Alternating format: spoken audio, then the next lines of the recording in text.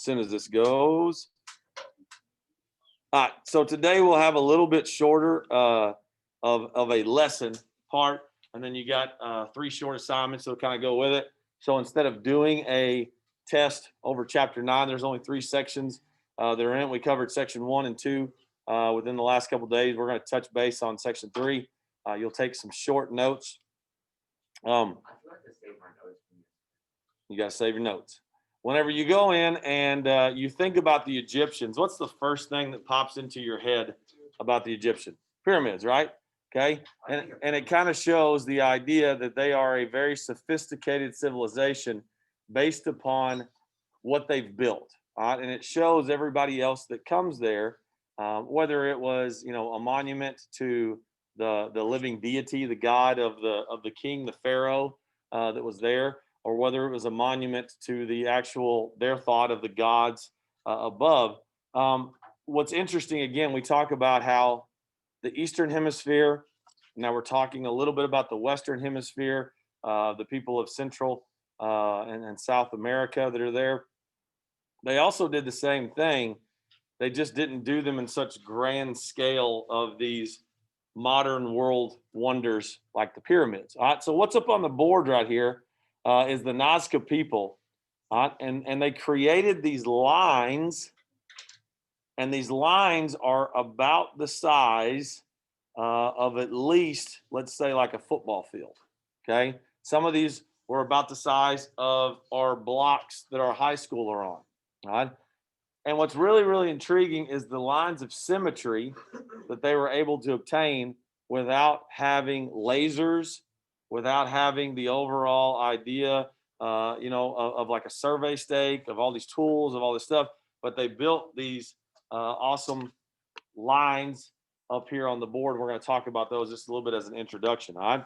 It says, etched on the plains of southeastern Peru are more than 1,000 drawings of animals, plants, humans, in geometric shapes. Most of them are so large that they can only be recognized by air. So like you flying over in an airplane. Well, they didn't have an airplane back then. So what would be a reason why they would build something so grand and so scale that you would have to be able to see it from above? Okay, aliens. What else? Who would they be trying to please by building these? Their gods. Okay. So if it was something to please their gods, instead of sacrificing or doing something else, they built these essentially murals to their gods, so that way the gods could see them from above. How many of you have ever known anything or you've heard about like the crop circles? Okay. So like, at first they really thought that it was, the sky's falling. At first they really thought that it was, like aliens. All right. People tried to sell it as, hey, aliens are doing this. They're coming down to Earth and they're making it. Well, they found out that sure enough, what it was farmers and people that were coming in from different places and states, and they would use a board and a rope, and they would smush down the cornfields or the wheat fields, and they would make these designs in it or messages in it, and then they would use that as saying that, again, very similar to the Nazca lines with a message or with an image that's there. It says scientists believe that the Nazca people made the drawings between 200 BC and 600 AD. Since the lines were discovered in 1927, people have proposed many theories about their purpose, including the following. The Nazca people may have done this for the gods that they worship, whether it be the mountain god or the sky god. They created the drawing to please them. The lines indicated where the surface water, the water from underground or the water from above, where it was located, or whether it was an aquifer or whether it was surface water. It says some of these lines were either etched into stone because it's a rock type surface, or they were built with a mound above. So we're going to look at a couple of these. And right here, this one is a spider that's up here at the top. Okay. So you can see the back end of the spider there. The very, very symmetrical lines of their legs on both sides here and there. And then, of course, again, the lines of symmetry for the head of the spider. Kind of also looks like an ant. Okay. But what's so impressive is you can see like this line starts here and goes to the even, which is exactly parallel to the opposite line that's there. All right. Yeah. And kind of how you did that. You know what I mean? Back then, like we had to paint football fields at a smaller school that I used to work at, and we would just take welding rods out there and start implanting the welding rods into where we were actually going to make the figure of this H with kind of fangs at the bottom and the top, and it was this specific H that's there. And then we'd have to go up to the top of the stands and look down and kind of see where it was. And if it looked okay, then we'd run string along it. If it looked good, we'd move the string here, we move the string there, get it right where we wanted. But we had to do a lot of geometry to be able to see the angle of this one should be 6 foot here, this one should be 7 foot, this one should be 24 foot. Took a lot of thought process. All right. Would they have had this much time if they didn't have a good farming system, a good civilization, good ideas of things set up? Would they have had the time to create something like this right here? No. All right, because they'd be worrying about surviving. Okay. So this tells us that the Nazca people were very advanced. They were a good civilization because, again, they had time to do these other trades over there. Check out this next one. This is a hummingbird. Yeah. So again, the lines right here and right here of the flapping wing, right? The beak that comes all the way out. Again, the smaller wings that are there, and then the tail feathers. All right. Pretty intricate as far as how they designed that. This one says was pointing to where the idea of the water source would be. The mountain gods were what they were trying to please off of that. Again, just the sheer scale of what it is right there. Okay. So what I want you to do is just take out your notes from yesterday. Did you click save at the bottom? Man. Okay, here's another thing. And again, we're learning from these right now. Also, whatever you type in that white box, don't keep hitting enter past the white box, or else it kind of gets lost down there because you can't scroll. So just create a new note and a new note and a new note whenever you go. So like today, if you have your notes, create a new one that says chapter 9, section 3 on it. And I'll give you I'm going to talk about these, and I'll give you time to put those in.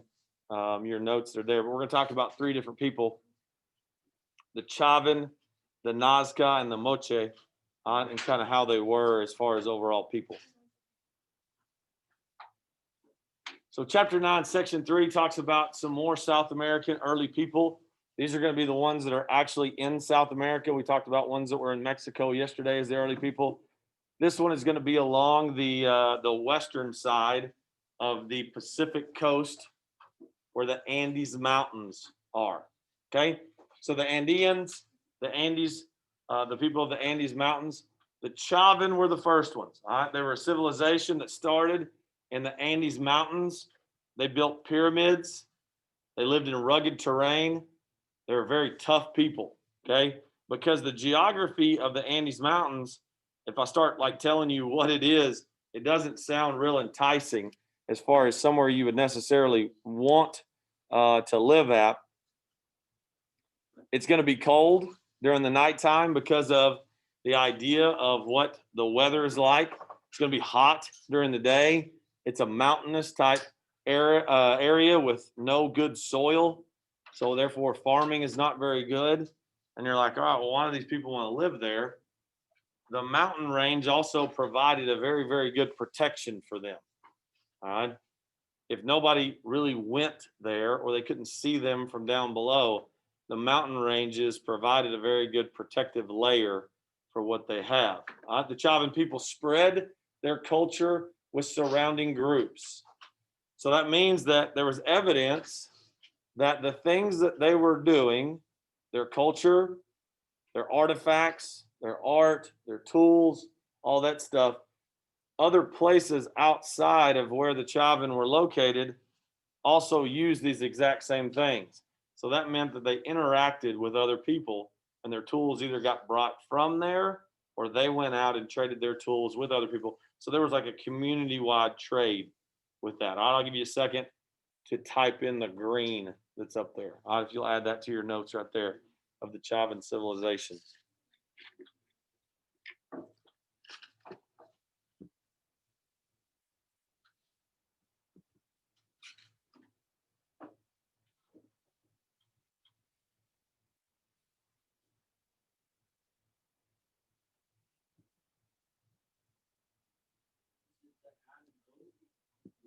Yes, sir. Uh-huh.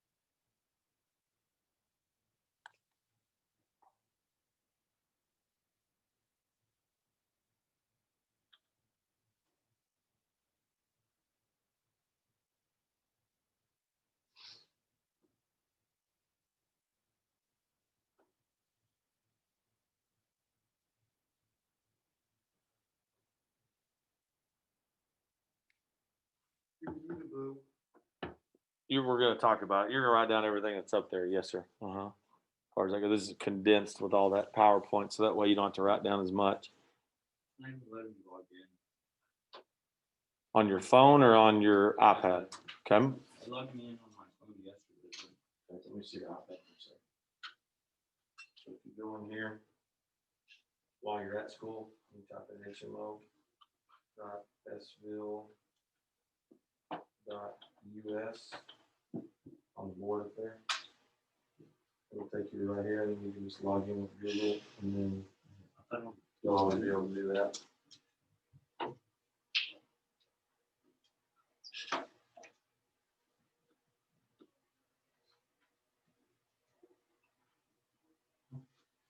Just authenticated, and good to go.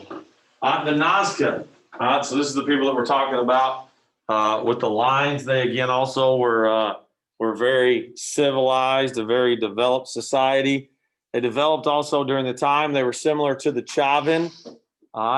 We've kind of already talked about the idea, of some of their paying homage to the gods and what they were able to do. Of course, they must have had a very good civilization based upon the time that they could have spent building these Nazca lines that were left for us to kind of discover later on. And of course, we didn't find those. And again, it says till 1927. And of course, it makes it easier today to find stuff with either drones or, from outer space, being able to see some of that stuff. Drones, it definitely makes it a whole lot easier now to be able to see some of the stuff that we necessarily haven't been able to find beforehand. But it does tell us that specifically was an advanced civilization.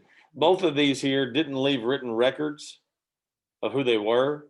So therefore, we don't know a ton about them. We just know that they existed based upon the artifacts and carbon dating, an estimation of time that they were around. And then the last part is the Moche people. The Moche people were a larger civilization. They were very advanced with the idea of art and irrigation. What does irrigation mean? Moving water, right? You are manipulating water and where you want that water to go, whether you're moving it towards your farmland, whether you're moving it away from your farmland, but you're manipulating where that water goes. Man is changing the flow and the course of that water that's there. Again, we don't know for sure what has happened to all of these people that were there, just because of the fact they didn't leave necessarily a specific written record of what was there and what they did complete, because they didn't have it just like how we would be able to see how everything goes on. Go to this right here. So what you're going to do after you get through writing that stuff down is you're going to go to Canvas. And on Canvas, either on quizzes or on modules, either one, you're gonna go to chapter 9. I'm gonna give you plenty of time to complete this in class. All right, you're gonna go to chapter 9, section 1, 2, and 3. And there's 3 short quizzes that are there. You don't have to do the written part that's at the bottom. It's just the multiple choice or matching or fill in the blank. Chapter 9, section 1. Chapter 9, section 1, 2, or 3. All right, and in that, I don't care if you help each other, the people that are around you, you can discuss what it is, that's fine. Just don't move seats or do anything there. All right, stay where you're at. You can communicate with each other, kind of what might be the answer, what you're thinking it is. You can look back on that module of chapter 9 that has your chapter in a brief or has your PowerPoint that's there to find some of the answers that may or may not have been hit all the way in depth. All right, and complete those. Remember, when you're doing the matching, Canvas still has a glitch on the matching part to where if you miss one, it gives you a 0. But I'm not going to give you a 0 for it. Just understand that if you get your grade back on there, it's not a 0. You may have still made a 90. But complete chapter 9, section 1, 2, and 3 on those quizzes that are there. All right, anybody have any questions? Everybody good there? Okay. All right, so go to Canvas chapter 9, section 1, 2, 3 quiz. Complete those. PowerPoint. Look at it if you need it. Talk to each other if you need it. Chapter in a brief if you need it. All right, I'll let you get going on that.